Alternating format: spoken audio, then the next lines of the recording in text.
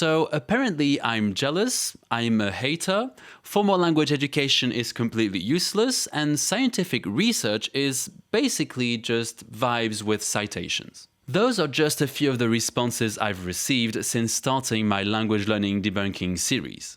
Hi everyone, I'm Kevin. I'm a polyglot and a linguist, and recently I've been making videos debunking popular language learning claims.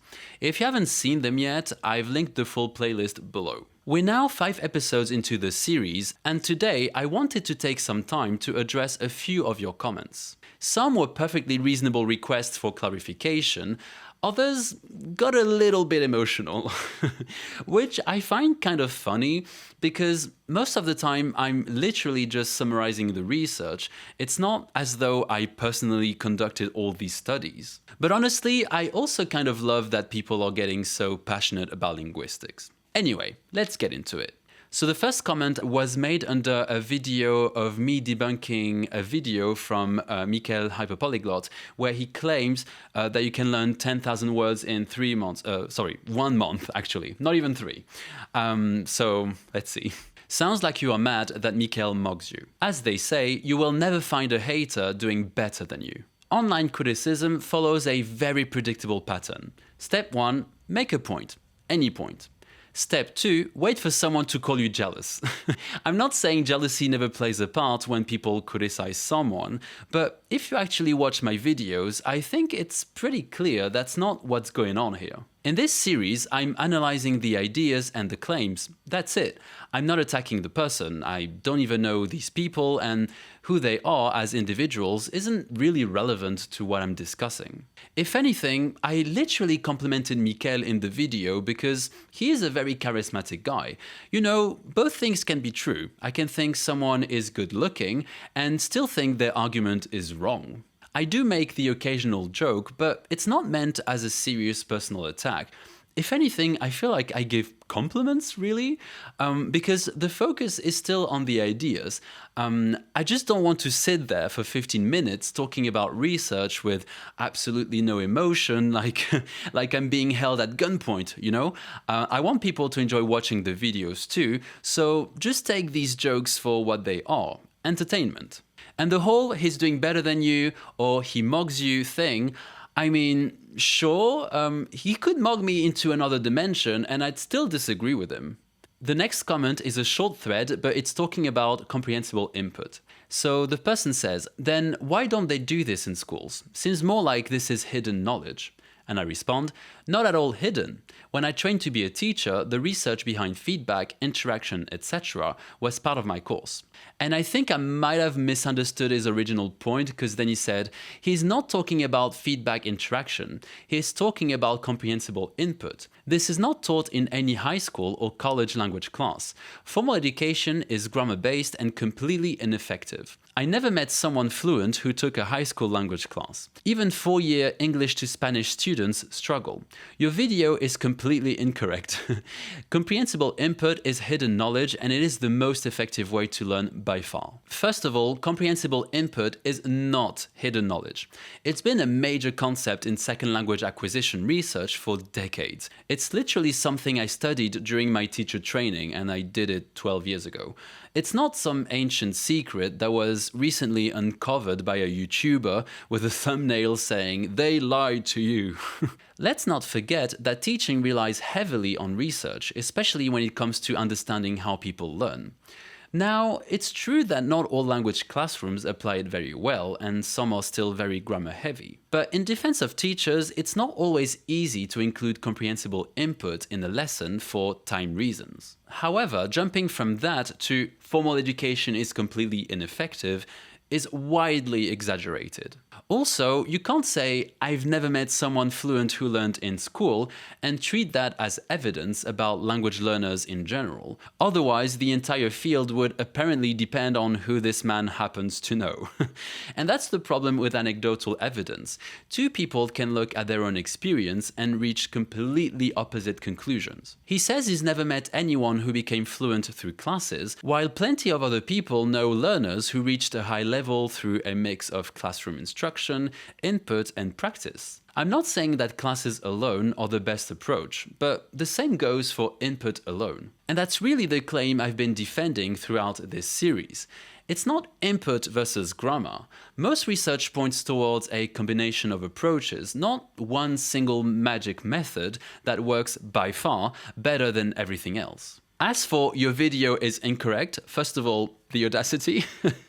Second of all, I don't actually mind people disputing my claims because debating ideas is healthy, but at least bring scientific evidence that I'm incorrect. Fight fire with fire, not fire with vibes. Next comment, all known humans acquired their first language, and I'd argue all subsequent languages, through comprehensible input. It clearly works for everyone. Any other claim is not only highly controversial, but empirically empty. The bit about falsifiability is a decent discussion on the subject, but though it's difficult, doesn't mean it's impossible to operationalize. In fact, there is a body of research where brain activity has been measured in the context of these questions, ERP measurements. I'm not saying everything has been resolved here, just that this is a technical matter and not a philosophical problem with the theory itself. At least this comment gives us more material than the previous one. So, yes, of course, comprehensible input is involved in language acquisition. No one is denying that. If there's no input, or if your input isn't comprehensible, it's gonna be hard for you to learn a language. And I would argue even for babies. But then there's a bit of a leap from input is involved to input alone clearly works for everyone and anything else is wrong. And I think part of that comes from this idea that humans acquired their first language through input, so that must be the best way. But there are two problems with that argument. First, children don't just passively receive input.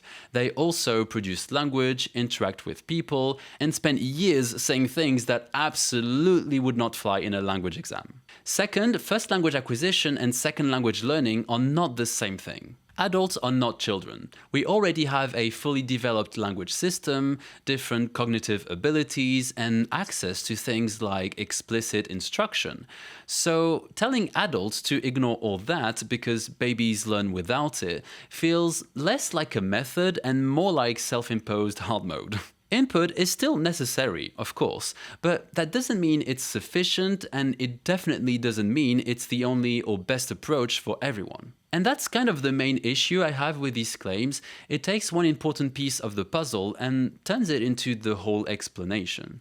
Next comment says, no idea why you, him, or anyone else seem to give research and studies such a pedestal when there is barely any consensus regarding how a language is actually learned. For every study, and I hate the way he uses brackets here, there's almost always another study that contradicts its findings. It's like consciousness. Science knows very little about it. It's not like we have the equivalent of Newton's laws of motion for language learning. Okay, this comment makes language learning research sound way more uncertain than it actually is. It's true that in language learning, we don't have clean universal laws like in physics. And yes, studies can sometimes seem to contradict each other. But the fact that the field is complicated doesn't make research less useful. If anything, it makes it even more necessary. Because if you take science out of the equation, what are you left with? Personal experience, intuition, vibes, and then it just becomes whoever sounds the most confident on YouTube trying to sell you their method. And the problem is, confidence doesn't make something true. Judging a claim by how confidently it's delivered is incredibly unreliable. People have different backgrounds, levels, and goals, so personal experience doesn't automatically generalize. And we're all very good at mistaking our own experience for a universal rule. So research isn't about giving you one perfect answer, it's about stepping back from individual experiences and trying to see what actually tends to work across a lot of people in as many situations as possible. And over time, you do get patterns. For example, the idea that input matters, that interaction helps, that feedback can be useful. These are not random opinions, they're things that come up consistently. So when I refer to research, I'm not treating it like absolute truth. I'm just saying it's a more reliable starting point than guesswork. Because otherwise, anyone can come in, make a very confident claim, and there's no real way to evaluate it. Next comment is a question.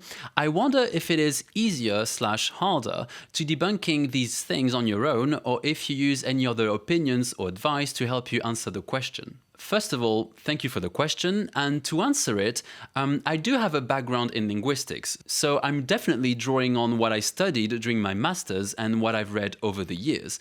But I definitely don't just rely on memory or instinct. There's a lot of fact-checking involved.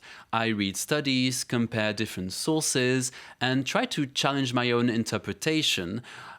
Because it's very easy to find evidence for something when you already want it to be true. It's what we call the confirmation bias, basically. And honestly, that's why these videos take so long to make. So yes, I do the research myself, but I also try very hard not to become my own echo chamber. And the final question, you said comprehensible input helped you once you reached intermediate level. I think Evil Dia said that he thinks the Dreaming Spanish time frame is accurate early in the journey, but less so as the hours clock up. Where do learners benefit most, early versus intermediate? So good question. I think comprehensible input is useful at every stage, but I don't think it plays the exact same role every step of the way. Early on, especially before you reach an intermediate level, I do think having quite a bit of formal study helps a lot, like studying grammar, learning vocab, just to build a strong foundation.